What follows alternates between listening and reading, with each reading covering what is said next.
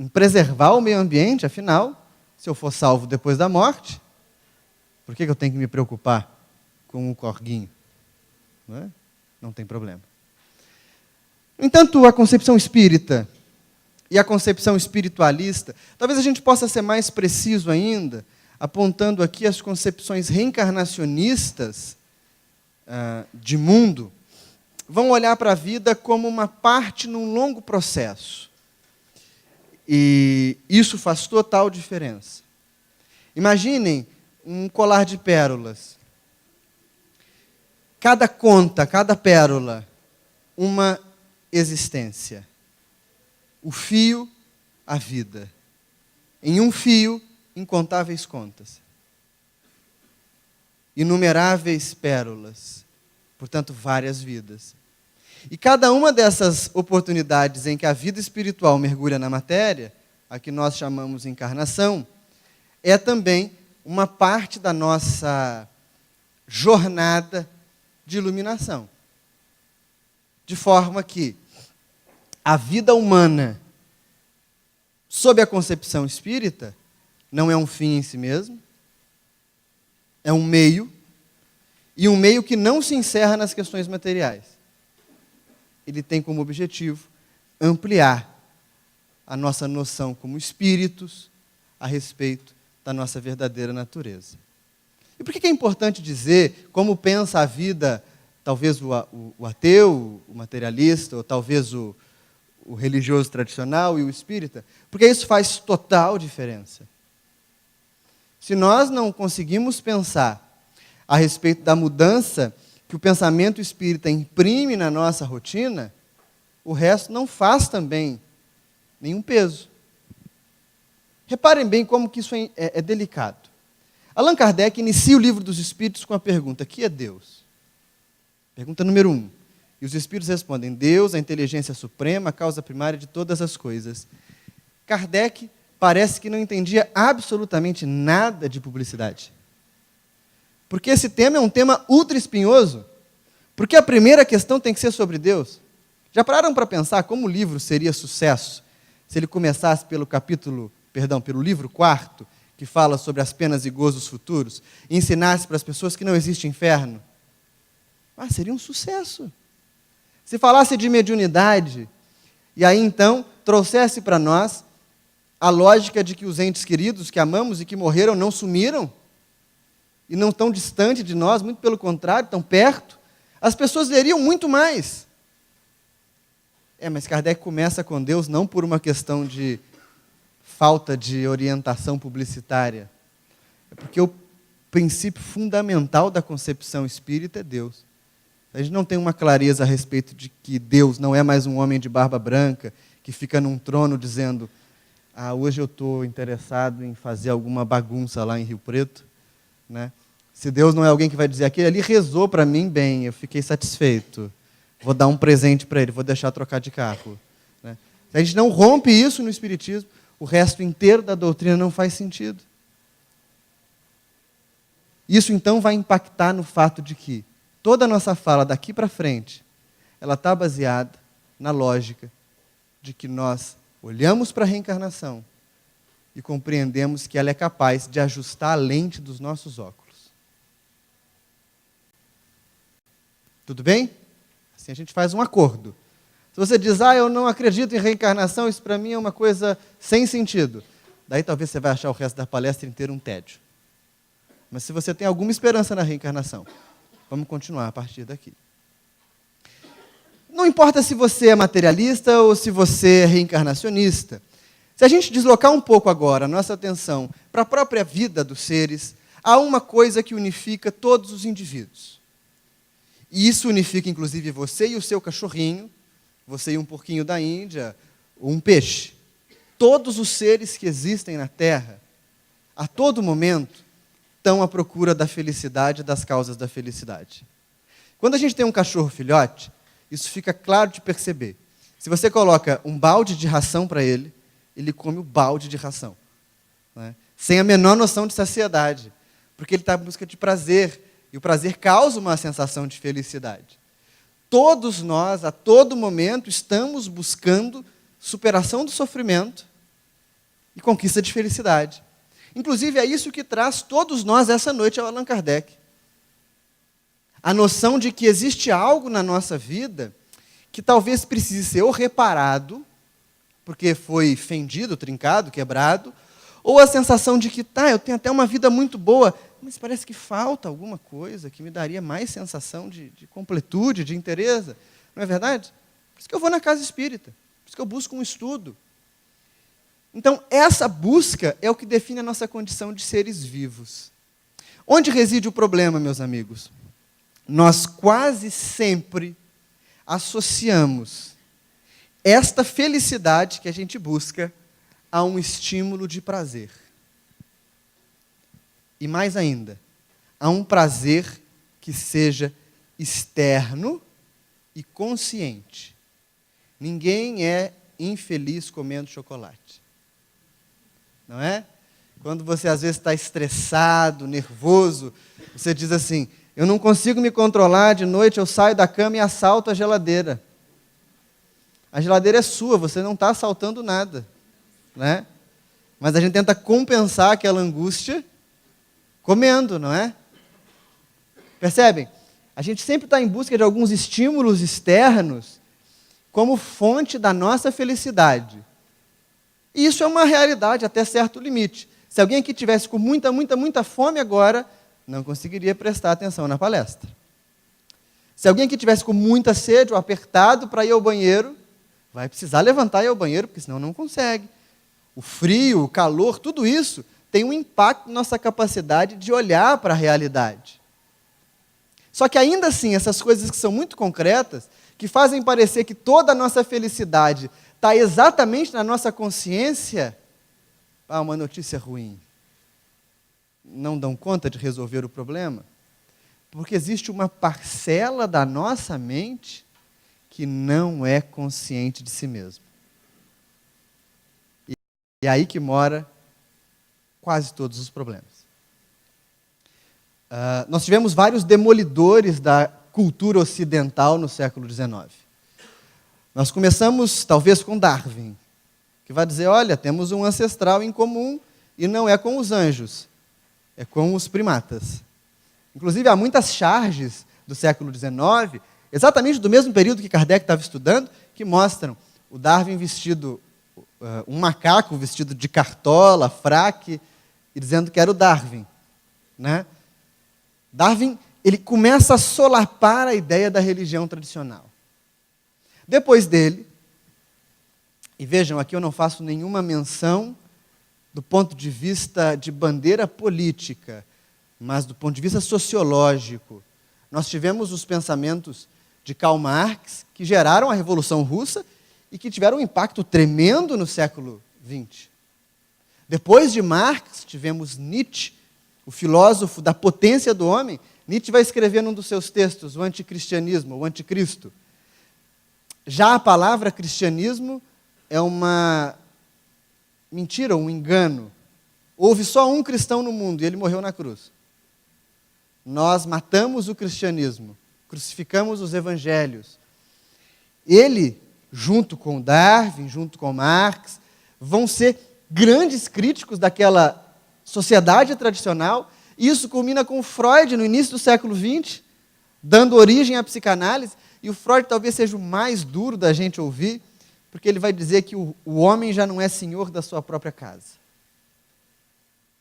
Ele vai dizer que há uma parcela nossa, chamada na psicanálise de inconsciente, que é a responsável pela maioria dos nossos impulsos. Isso é muito verdade, porque as pessoas procuram, às vezes, o atendimento da casa espírita, procuram uma conversa fraterna e dizem assim, eu não suporto mais meu relacionamento. Ele é muito ruim, está me fazendo mal, mas eu não sei por que é que eu continuo. Tem uma parcela sua inconsciente que te impede de agir, ou te obriga a agir de uma outra maneira, e que a gente não consegue ter acesso a ela com facilidade. Ou então, quem nunca passou por isso, ou algo parecido, sai da casa espírita, assistiu uma palestra muito bacana, e aí o palestrante falou que a maledicência é algo perigoso, ruim, temerário, enfim, qualquer coisa do gênero. E você diz, olha, nunca mais vou falar mal dos outros. Saio daqui renovado. Aí chega ali fora, alguém fala, você viu a roupa do palestrante? Você logo sai do seu compromisso, né? E quando se pega, fala, errei de novo. Percebem que tem uma parcela nossa inconsciente que está sempre agindo, está sempre nos impulsionando, e parece que é uma novidade do século XX, Freud ter pensado nisso, mas Paulo de Tarso, na sua epístola aos Romanos, vai nos fazer uma afirmativa fantástica. Ele vai dizer assim, de maneira textual, para que eu não cometa um absurdo, né? Pois o que eu realizo eu não compreendo. O bem que eu quero eu não faço. O mal que eu não quero, esse eu pratico. É esse mesmo inconsciente. É esse mesmo estímulo estranho que está ali nos envolvendo o tempo inteiro. E aí sabe qual que é o principal problema? A gente associa esse comportamento estranho na nossa busca pela felicidade a uma ideia de sofrimento. E olha, qualquer um de vocês que está aqui, qualquer um de vocês que assiste a gente pela internet, sabe que sofre e sabe por que sofre. Sabe, inclusive, em alguns casos, as consequências do seu sofrimento ou da sua ação. A gente começa a se confundir porque a gente não tem coragem de perguntar para nós mesmos: que prazer advém da minha maledicência? Que satisfação eu tenho de comer feito um descontrolado? Por que é que eu sinto felicidade ou algo próximo da felicidade quando eu ajo com rudeza, quando eu critico, quando eu abuso? Existe uma parte nossa que é esse homem velho que os textos espirituais nos remetem a cada momento, que ainda vive numa espécie de inércia espiritual, em que esses comportamentos causam prazer. De modo que, imaginem só, a gente olha para a história, para trás, né, observa um momento terrível da história da humanidade que foi o nazismo, e a gente pensa, poxa vida, eu nunca faria uma coisa daquela. Mais ou menos 6 ou 7 milhões de pessoas foram mortos unicamente porque eram judeus. Qual o critério? Nenhum outro. Não era nem um critério étnico do ponto de vista estético, porque muitos judeus que foram mortos eram loiros, altos, mais arianos do que o próprio Hitler. Não é? Era um critério puramente étnico. É judeu? É. Não é bom o suficiente. E a gente pensa, não, isso não aconteceria. Mas a gente tem que se fazer uma pergunta. Todos os alemães eram nazistas? Óbvio que não. Óbvio que não. Todos os alemães matavam judeus? Óbvio que não. Por que eles não se rebelavam? Porque é difícil a gente pensar o que a gente faria se de uma hora para outra aquilo que hoje é considerado crime não fosse mais. Se hoje a gente tivesse um decreto que dissesse assim, olha, se alguém fizer algo com você que você não goste, você pode matá-la. Não sei. Caso a lei humana não condenasse a nossa conduta, se nós condenaríamos. Então, existe uma parcela obscura ainda da nossa consciência de onde emergem quase todos os nossos desafios. E aí vejam como a situação vai ficando ainda um pouco mais elaborada. Quase sempre a gente associa felicidade com prazer, não é? E sofrimento, por outro lado, acaba tendo uma conotação de ausência de prazer ou de ausência de estímulo. Quando eu sofro? Quando eu não estou sentindo prazer. Já repararam como é difícil ficar sozinho com a gente mesmo? Geralmente, quando você está em casa e acaba a energia, ou a internet dá algum problema, e o celular não pode mais ser o seu refúgio e tal, você fica 15 minutos ou meia hora sozinho consigo mesmo. Primeiro vem um tédio infinito. Depois um sono, porque a nossa companhia é muito chata, né? Então a gente está com a gente mesmo e pensa, nossa, que sujeito irritante, eu vou dormir, não é? e você dorme. Porque a gente condiciona ainda sofrimento com a ausência desses estímulos. A gente às vezes orienta as pessoas a praticarem meditação e tal. E tem gente que diz, Deus que me livre. Sentar e ficar quieto 15 minutos. Não tem nada pior do que isso. Tem muita coisa pior do que isso. Mas a gente criou essa ideia. Sem estímulo, sem felicidade. Portanto, sem estímulo, igual a sofrimento. Isso é um problema. Concordo? Porque os estímulos talvez não venham. Ou talvez não venham do jeito que a gente os espera. Daí a nossa cota de felicidade vai estar sempre na berlinda. Se a gente tentar fazer uma definição reversa agora do que seria felicidade pela ótica espiritual, bem, se o sofrimento é a ausência do estímulo, se o sofrimento é a ausência do prazer, a felicidade seria não o prazer e não o estímulo. Porque sempre que a gente se entrega a um prazer, ele precisa de uma cota maior de estímulo para causar a mesma sensação. Você come um pedacinho de chocolate porque 30 gramas faz bem. Mas 30 gramas é tão pouquinho, não é? Aí você come mais uma barrinha.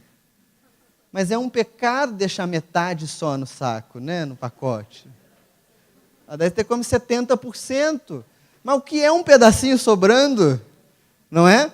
A gente sempre precisa de uma dose maior de estímulo para ter a mesma sensação. Felicidade não seria, então, estímulo satisfeito. Felicidade seria consciência da nossa condição. Felicidade seria uma espécie de entendimento a respeito da vida. Porque, sejamos francos, se eu tenho uma expectativa altíssima, e essa expectativa é impossível de ser realizada, só tem um destino para ela: frustração e sofrimento. Concorda? Agora, se eu entendo que não é possível alcançar uma expectativa sem limites, a minha capacidade de sofrer também vai diminuir. Nosso grande desafio está nessa equação. E aí o Espiritismo pode nos ajudar. Na verdade, todas as práticas espirituais podem nos ajudar. E as práticas espirituais, a rigor, elas são mapas, quase um GPS, que devem te levar de onde você está para o destino desejado. Tem gente que diz assim, não faz diferença a religião, o importante é que a gente se ame, que a gente, vista branco num dia em comemoração à paz e faça esse tipo de coisa. Não é tão verdade. Porque, na verdade, cada religião é um mapa. E ela tem que te levar de onde você está para onde você quer chegar. Ainda que todas as crenças te levem ao mesmo fim, a gente tem que saber de onde a gente parte. Já usaram um GPS sem sinal? É caótico, né? Porque ele te dá uma posição aproximada. E aí você passou o lugar de virar e 5 minutos depois ele te diz, vire à direita. Então você vai gastar um tempo muito maior para o teu trajeto. Sendo assim, a gente precisa encontrar no mapa espírita respostas capazes de solucionar essa ignorância essencial que a gente tem da nossa própria condição. E o começo da conversa não é bom. Segundo o Espiritismo, é possível sermos felizes nesse mundo? Não. Mas eu vim no centro porque eu achei que eu ia encontrar felicidade. É ruim, né? Não vai. Daí a gente já vê o próprio capítulo do Evangelho, a felicidade não é deste mundo. Mas qual que é o sentido, então, de eu estar na casa espírita? Ora, embora a gente não vá ter uma felicidade sem limites, nós temos que concordar que é possível viver com uma cota cada vez menor de sofrimento. Então, a função do ensinamento espiritual, do espiritismo para nós, nesse momento, é apresentar um caminho em que a gente lide com os pequenos dissabores da vida, sem que eles se tornem fonte de uma angústia ou de um desamparo sem limite. Aqui cabe um parêntese. Nós vivemos no tempo de uma medicalização sem limite. Para tudo tem um comprimido. Não é? O sujeito está triste, toma um remedinho. Está feliz demais, tem remédio também. Não é?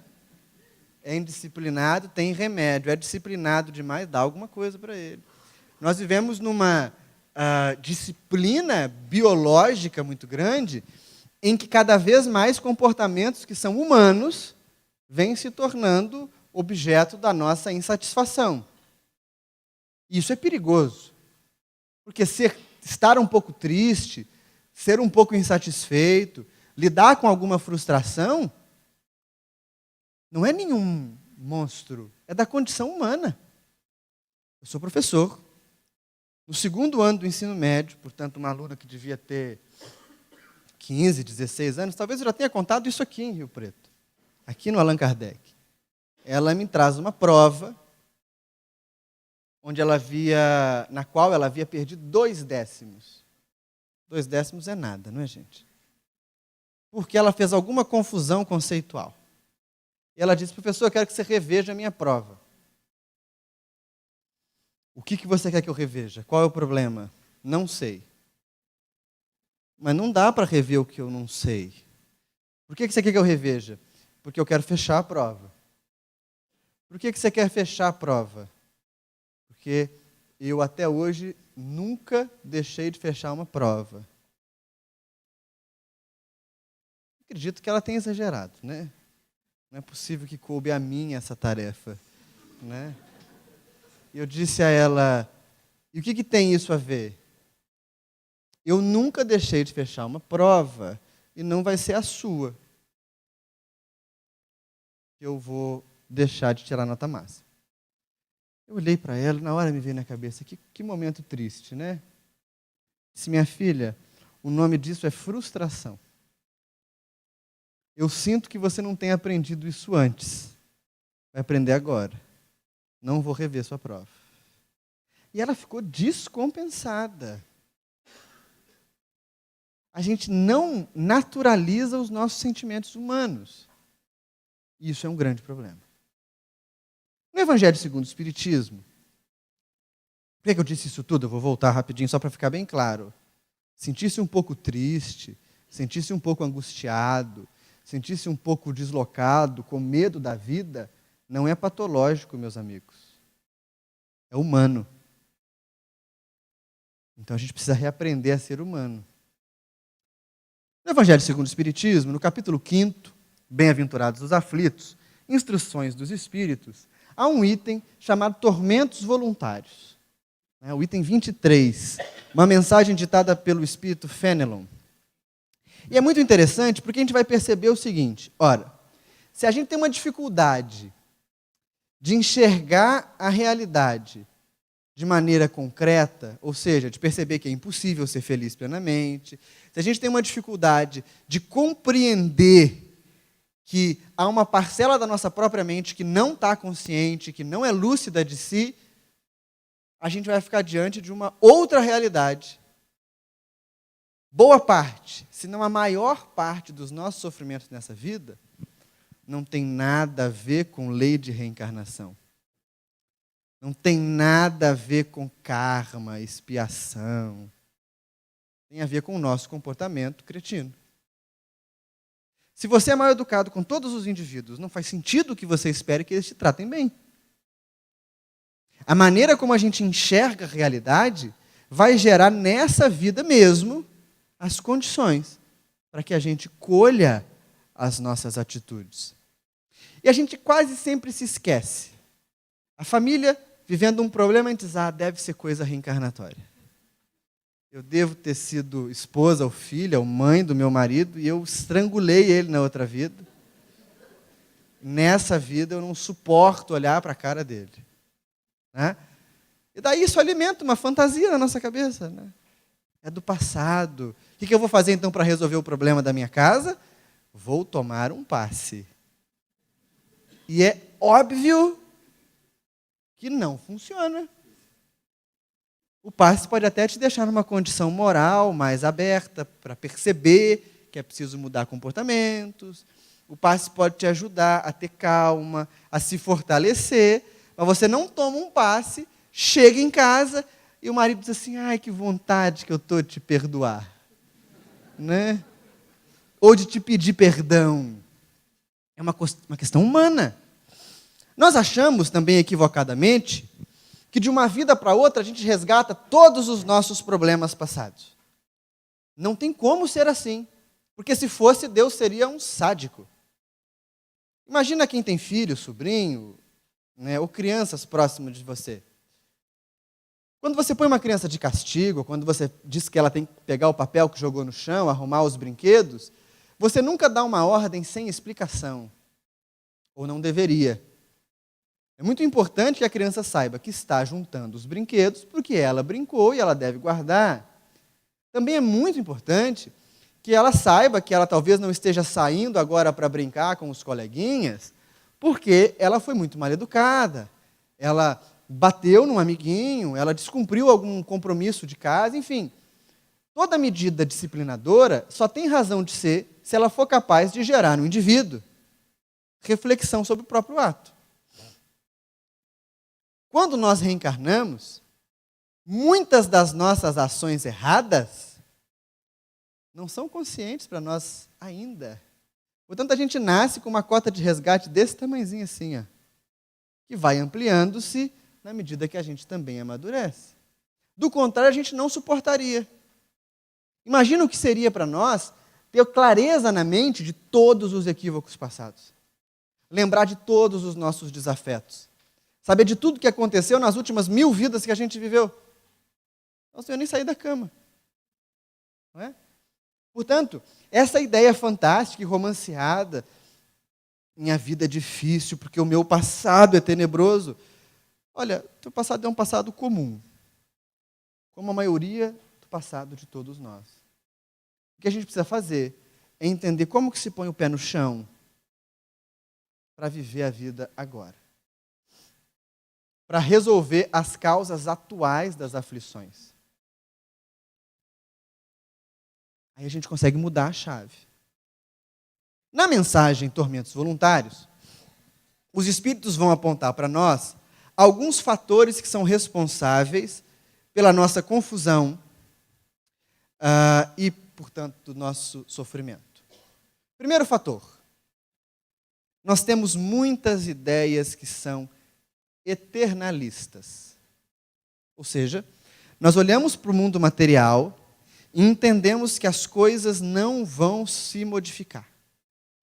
Nada nesse mundo é impermanente. Perdão, é permanente. Tudo é impermanente. Nada vai ser igual para sempre. Absolutamente nada. Não existe uma só construção humana ou material que vai durar para sempre. Isso é assustador, não é? Porque você é super feliz porque você tem os seus filhos e eles estão todos à sua volta e você os ama, e aí o menino faz 16 anos, passa numa prova para estudar numa faculdade fora e vai embora. Aí a mãe fica um ninho vazio, sofrendo horrores. Você troca de carro e o carro é o seu xodó. Manda encerar, manda polir. E aí um dia você sai e alguém risca o seu carro com um prego. E aí você olha e quase infarta, não é? As pessoas procuram a gente e dizem assim, eu estou aqui para conversar porque eu estou indignada com a minha esposa. Minha esposa não podia ter me dito o que ela disse. Podia, cara. Tanto podia que disse. Se não pudesse, na hora que ela ia falar, ela tinha um infarto. E morria. Na hora. Se ela devia ou não é outra coisa. Mas ela podia. Isso é a impermanência. Se você se olha no espelho hoje e fala, caramba, eu estou bem, eu estou com tudo no lugar. Amanhã não está mais. Seu cabelo vai cair. É assim que funciona. Você vai ficar um pouco mais vulnerável a doenças. A vida é assim, aquela blusa que você gosta demais vai puir. Ou alguém vai sujar. Ou você lavando desavisadamente vai deixar cair água sanitária nela e vai se sentir a pior pessoa do mundo. Isso é impermanência. Toda vez que eu deposito a minha felicidade em objetos externos, ela não vai ser capaz de se manter. porque ela vai mudar. Seja o seu trabalho, seja o seu casamento, seja a sua família, seja a casa espírita que você frequenta, tudo nesse mundo é impermanente. Isso fica claro da gente compreender, né? Vinícius, mas pensar isso é muito ruim porque a gente perde os vínculos. É o contrário. Vejam só, alguns de vocês aqui, talvez eu nunca mais vai ver nessa encarnação. Talvez a gente só vai se ver essa noite. Vocês não são daqui, de Rio Preto, eu posso não voltar, enfim, tem mil coisas que podem acontecer, e talvez essa seja a única oportunidade que nós teremos de nos ver. Por que eu vou fazer essa oportunidade ser ruim? Eu tenho que fazer o máximo para que ela seja a melhor oportunidade possível. Aquela pessoa que te fecha no trânsito é a mesma coisa. Talvez você nunca mais vai ver essa pessoa na vida. E qual a memória que ela tem de você? Um braço para fora, gestos de longa vida, né? Comentários elevados, não é? Mas você nunca mais vai ver aquela pessoa. Imagina uma árvore grande no fim de tarde, com vários passarinhos pousados nela, e aí um menino vai e solta uma bombinha na rua, e os passarinhos todos voam, em debandada. Isso é a nossa vida. Talvez alguns pássaros voltem a pousar no mesmo galho, que é quando nós renascemos próximos daqueles mais queridos, mas muitos não vão pousar mais. Quando eu consigo contemplar a impermanência da vida, o sentimento que surge imediatamente na minha mente é um sentimento de comunhão. Já que eu preciso conviver com as pessoas e que talvez eu não as veja mais, que esse momento seja o melhor momento possível. Isso potencializa a prática espiritual, não diminui. Não é quando você pensa assim, esse aí eu vou viver com ele mais 40 anos. Dá para hoje chutar o pau da barraca e amanhã eu corrijo. Essa ideia eternalista é o problema. Porque hoje à noite um dos dois desencarna. Como é que faz? Então é fundamental que a gente contemple a impermanência. Depois também é importante que a gente consiga observar, dizem-nos os espíritos, a nossa busca constante por estímulos externos. E aqui eu faço um parêntese para como isso repercute na nossa prática espiritual. Tu diz, não, eu não tenho esses modismos da vida, mas a gente é cheio de modismo na casa espírita. Né? A gente vai fazer prece assim, Senhor, eu dou passe na casa espírita, me ajuda a trocar de carro. Estímulo externo, estão vendo? Deus, por favor, eu doei meu violão sem corda para caridade. Meu tênis sem cadarço. Isso é de um cretinismo, né, gente? Minha blusa sem botão. Você limpou sua garagem, bem. Fez foi isso. Não fez caridade. Né? Já que eu fiz isso, Deus, por favor, me promove no trabalho. Já contei várias vezes a história do indivíduo que foi me dar uma carona depois de uma palestra na rodovia, ele estava sem carteira, e ele falou, reza aí para o doutor Bezerra, para que a gente não caia numa blitz. Que fim de carreira é esse para o doutor Bezerra? Furar blitz. Na hora que o carro está passando, aí mudar o olhar do policial. Isso é estímulo externo, entende? A gente começa a colocar as nossas práticas espirituais em objetos externos a nós, roupa, posição, corte de cabelo, algum símbolo. Daí se eu tatuar um símbolo aqui, eu estou protegido. Isso pode até servir para nós como uma espécie de memória, né? Eu olho para o símbolo e lembro da prática espiritual, mas se isso se torna condicionante da prática, acabou. O estímulo é externo. Aí nós teremos problema. Eu não estou dizendo isso para julgar membros de outras religiões, tá? Não entendam isso. Tem algumas pessoas do movimento espírita que dizem que os católicos um dia vão entender que não tem que rezar por um pedaço de gesso. Nenhum católico reza para o gesso, gente. A imagem só rememora ele da figura espiritual. Tá? Não vamos ser preconceituosos. Só que se a gente deposita nosso objeto de crença em algo externo, acabou. Não é isso que Jesus ensinou, a gente vai sofrer. Agora, há um terceiro aspecto que os Espíritos nos apresentam, que esse é fantástico. Por favor, não levantem a mão. Eu não gosto disso. Porque às vezes tem palestrante que pergunta e tal, não gosto disso. Acho constrangedor. Se eu perguntasse para vocês assim, quem aqui se considera uma pessoa egoísta? Eu acredito que algumas pessoas levantariam a mão, né? Se eu perguntasse assim, quem aqui se considera uma pessoa orgulhosa? Outras pessoas levantariam a mão. Por quê? Porque orgulho e egoísmo são vícios populares. Como a gente estuda no Espiritismo o tempo todo, que são as grandes chagas da humanidade, a gente presume que todo mundo tenha, e daí a gente fica mais confortável de dizer que é egoísta perto do outro, porque todo mundo aqui é egoísta. Pô. Não tem problema. O livro dos Espíritos está dizendo, não há nenhum incômodo. Mas daí agora se eu perguntasse para vocês assim, quem aqui é invejoso?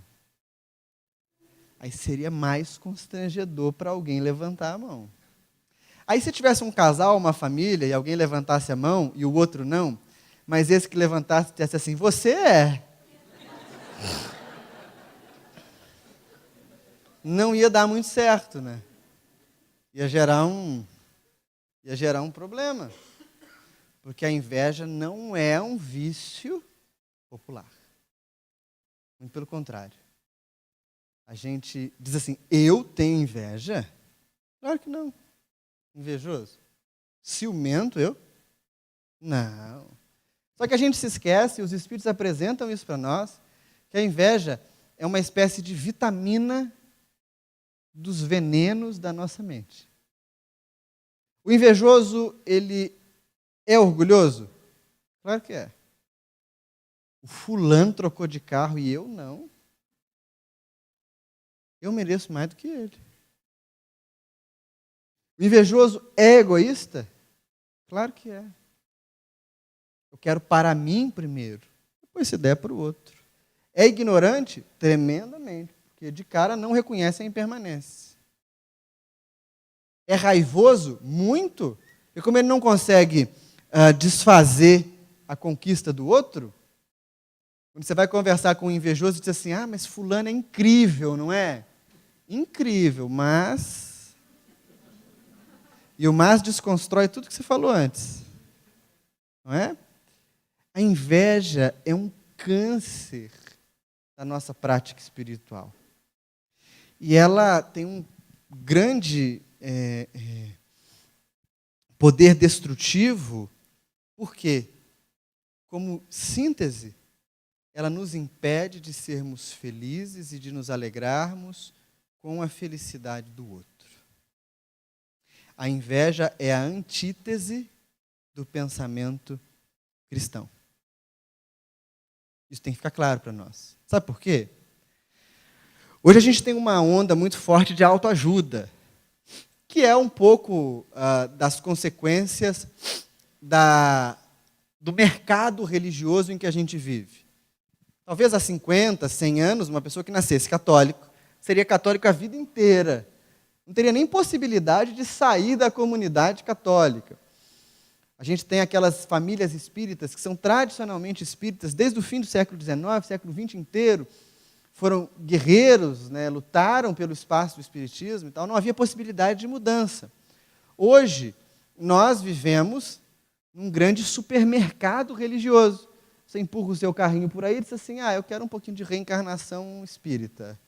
Você põe a reencarnação no seu carrinho, anda mais um pouco e diz assim, mas eu gosto também dessa ideia de pecado. Não combina com a reencarnação, mas eu vou levar um pecado mais barato aqui, porque está na promoção. Eu gosto também muito de Dia do Anjo. Vou pegar também. Põe no meu carrinho aqui, Dia do Anjo.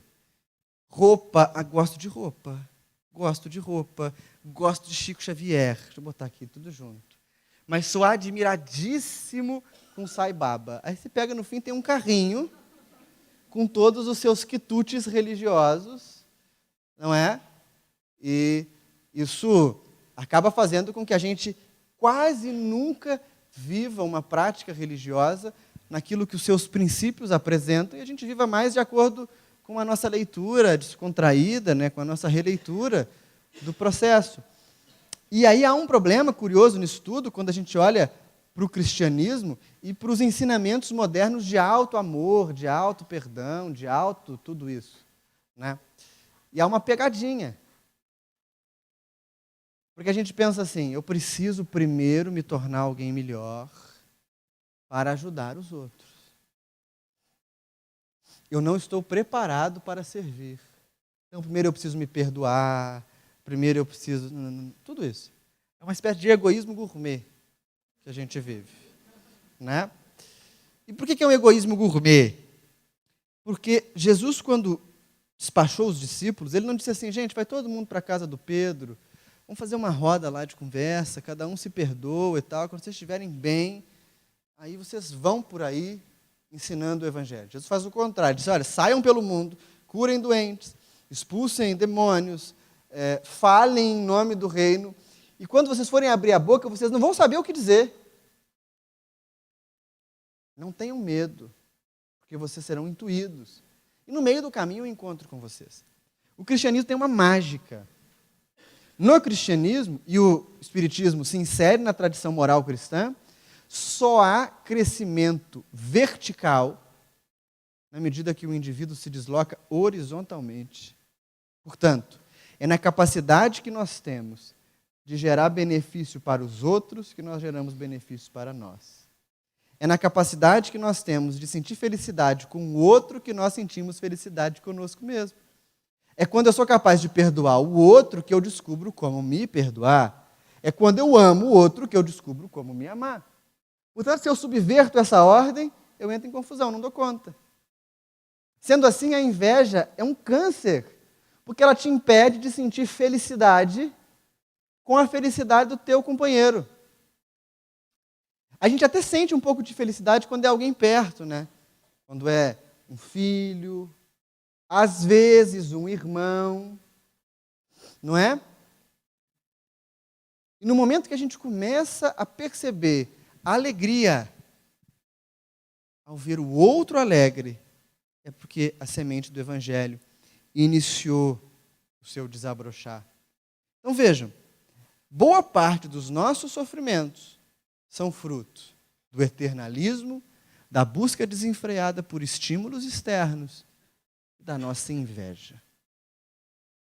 Nossa, Vinícius, você podia botar a gente mais para cima, né? Vamos terminar com uma coisa legal, canta uma música e tal. Não vai dar. Hoje não, fica para a próxima. Sabe por que não? Porque isso não é ruim. Olhar para essas coisas é bom por alguns motivos. Primeiro, porque nós passamos a reconhecer a nossa condição de humanidade. E ninguém vai progredir se não for homem. Não é homem gênero, tá, gente? É espécie. Hoje a gente tem que explicar tudo. Ninguém vai progredir se não atingir ou assumir a sua humanidade. E isso é fantástico. As pessoas mais espiritualizadas que vocês conheceram ou conhecerão na vida, não tenham dúvidas, vão chocar a sua cabeça porque vão ser incrivelmente comuns. Você vai olhar para elas e vai dizer, como é que pode ter uma capacidade tão grande de espiritualidade e está comendo um cachorro quente enorme ali fora, sujando a boca, né? Como é que pode tropeçar e cair todo desconjuntado ou fazer uma vaga péssima na rua? Não é? Como é que pode? Como é que pode torcer para o outro time? Né? Porque é humano. E só se ilumina quem é humano. Se nós não somos humanos, nós não nos iluminamos. O primeiro passo para esse processo é um processo sereno de reconhecimento dos nossos limites. e de reconhecimento daquilo que gera prazer no comportamento vicioso. Não é vergonha você identificar quais são teus adversários e ter eles para você claramente na mente. Não é vergonha você dizer, ai meu Deus, não posso ver feijoada. Ontem lá em Barreto, vocês não sabem o que eles fizeram. Eles fizeram um arroz doce. Tinha anos que eu não comia arroz doce. Eu passei do limite com certeza. E é pior, daí vocês não sabem, cheguei em casa e tinha pudim. E eu já tinha passado do limite no arroz doce. Mas eu não comer era desfeita. Daí eu comi pudim. E eu estou indo para casa do Divaldinho, eu não sei o que vai me esperar. Né? Não há nenhum problema da gente reconhecer essas pequenas coisas da vida humana. A gente só precisa lidar com elas com leveza. O segundo ponto que pode nos ajudar é refletir com a questão 922 do Livro dos Espíritos, que vai nos falar a respeito da felicidade no mundo, já que ela é tão circunstanciada, tão dependente de vários fatores. Existe um padrão, uma base para a felicidade? Os Espíritos dizem sim. Do ponto de vista material, a posse do necessário. Vejam que sabedoria, não definem o que é necessário. Né? O que vai dar uma variação grande entre nós. No entanto, se você se desgasta terrivelmente para ter algo que não lhe falta, talvez não seja necessário. Do ponto de vista moral, a consciência tranquila e a fé no futuro. Só isso aí, gente, dá vontade de chorar, porque é um grande desafio. No momento que eu observo a minha própria conduta e a minha própria natureza, e começo a tentar pautá-las nessa régua do necessário, da paz de consciência e da fé no futuro, eu dou sentido para o ensinamento espiritual que eu ouço na casa espírita. É irrelevante para nós saber que tem música em Vênus, ou que Mozart mudou para outro planeta, como diz lá Kardec na Revista Espírita, se você não for capaz de ser um pouco mais aberto e sereno diante da vida. Portanto, a gente precisa começar com uma moral bem prática, bem pragmática. Depois, a gente a desdobra em outras coisas. Por fim, para não dizer, nossa, mas ele veio aqui e só botou a gente para baixo. Tem um pequeno exercício de lógica que a gente pode fazer e que é bem simples. Suponhamos que eu tenha uma seringa e eu a encha com o líquido desse copo, que é a água. O que vai ter dentro da seringa? Água. Óbvio, né? Ontem, quando eu mergulhei a concha na travessa de arroz doce, o que eu tirei de lá foi arroz doce. É óbvio, não é? Deus é perfeito? É. É meio perfeito ou é perfeito? Perfeito. Né? Portanto, uma coisa que é infinitamente perfeita vai dar origem a outra que é perfeita. Portanto, nós temos uma matriz perfeita. Mas a nossa visão é turva. Não há por que nós nos desesperarmos diante das dificuldades da vida, porque a vida é feita também de dificuldades. O que nos motiva não é um sonho idílico de um nosso lar daquela novela dos anos 90. Né? O que nos motiva não é um sonho estranho de algum tipo de beatitude ou alguma fantasia louca que a gente tenha na cabeça. O que nos motiva é que se há Deus, e por isso Kardec começa com Deus, e se Deus é o infinito das perfeições, nós também somos potencialmente perfeitos. Nós também somos potencialmente imagem desse Criador. Somos como um prato sujo de comida. Quando você almoça em casa e teu prato está sujo de comida, você não diz, nossa, que droga, deixa eu jogar esse prato fora. e joga ele no lixo. Você leva ele até a pia e rapidamente, com uma buchinha e uma água, retira da louça a sujeira. O prato em si nunca esteve sujo. A sujeira estava sobre ele. Ele não precisa ser descartado. Nós somos pratos sujos. Talvez não seja caso de uma buchinha, né? Talvez daí a sujeira está meio agarrada. Talvez seja mais uma coisa de um bombril, né? Deixar de molho, né? Água quente. O fato é, não somos essencialmente sujos. Essa é a ideia do pecado, ficou para trás, não tem nada a ver com o espiritismo. Somos essencialmente limpos. Nós precisamos mudar a lente do óculos. Precisamos mudar a forma de lavar essa estrutura para que ela tenha novamente as suas condições primárias e essenciais. Portanto, a religião, ela é concreta. Né? A gente não precisa nem ficar pensando em termos de questões muito metafísicas. A princípio, não. A princípio, é preciso lavar louça. Simples assim. Porque desse modo, eu reduzo 80% dos meus sofrimentos nessa vida. E ao reduzir boa parte dos conflitos que advêm da minha visão confusa, eu abro espaço para contemplar com tranquilidade os ensinamentos mais profundos da prática espiritual. Vejam, não tem mistério. Não tem fantasia, não tem escolhidos, não tem alguém que é mais apto do que outros, não há absolutamente nada disso. O que está diante de nós é um esforço e uma capacidade de contemplar a vida como ela é, de contemplar as nossas tendências e as nossas fragilidades, e de construir a partir disso. Não é tão ruim. É? Talvez só um pouco, né? Eu queria sair dali com a chave do reino dos céus. Quando o Abilin encontrar, ele traz para nós. Tá bom? Tudo bem? Que bom. Alguma pergunta? Diretores e frequentadores travam, né? Algum protesto? Eu quero ser infeliz, me deixa os meus estímulos. Não? Tudo bem.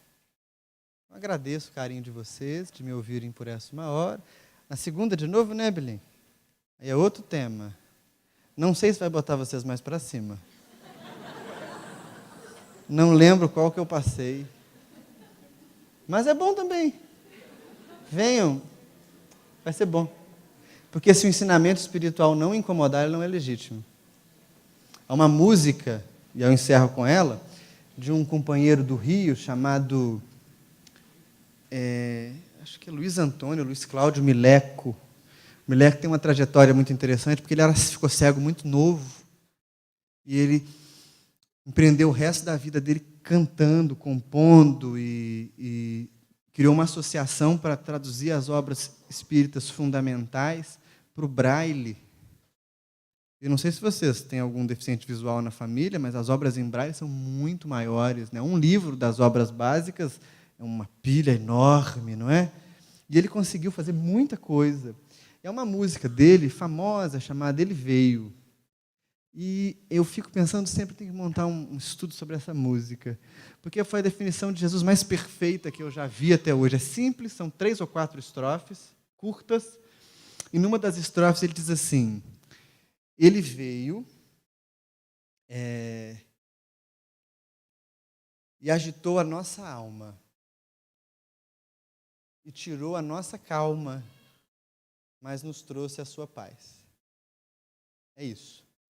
O ensinamento espiritual vem, agita a alma, tira a calma e traz a paz. Obrigado. Deus os abençoe.